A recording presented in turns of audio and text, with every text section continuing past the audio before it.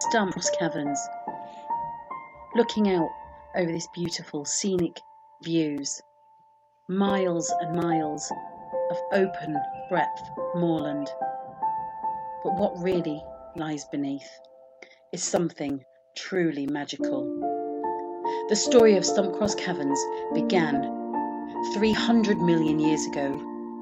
What is now the Yorkshire Dales was then covered by a shallow sea filled with underwater plants and animals. The limestone rock you can see today is the remains of billions of shells and debris gradually solidified under the pressure. The caves are a result of greenhouse-specific geology, which has left behind passageways and spectacular stalactites and stalagmites. During the ongoing excavations of the cave system, remains of several species of animal which once roamed this area thousands and thousands of years ago have been discovered, including wolves, reindeers, bison and wolverines. The caves were discovered in January 1860 by two lead miners known as Mark and William Newbold. Most lead miners disliked finding caves because it meant they wouldn't find any lead ore. But not the Newbolds. They were from Derbyshire and they had seen the popularity of the show caves at Castleton. But in 1922, the caves were explored more thoroughly by a chap named Christopher Long.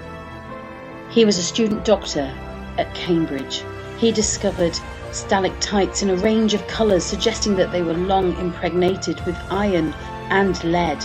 Long claimed that he'd also discovered an underground lake, but it's said to have sealed the entrance to this lake, and it remains Christopher Long's long lost lake, still to this day.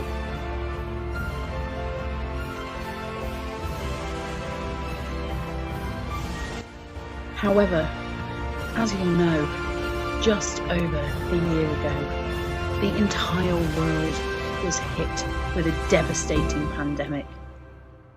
And businesses such as Stumpy have been fighting for survival.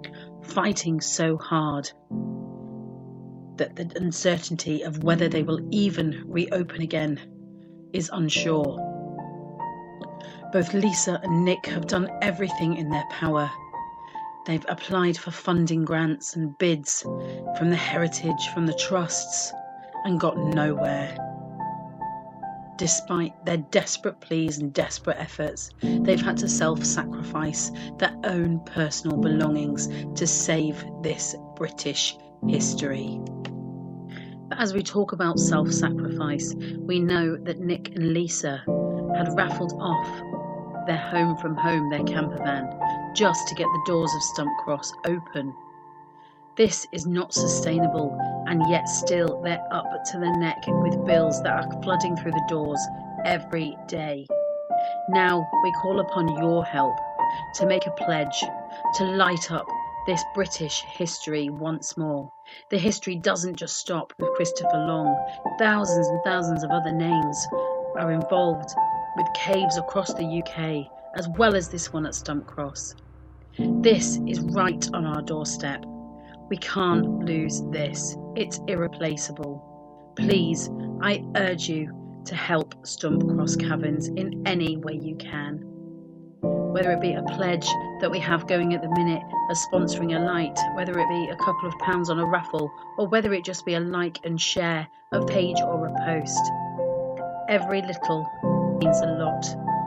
Please help with our appeal to save the cave.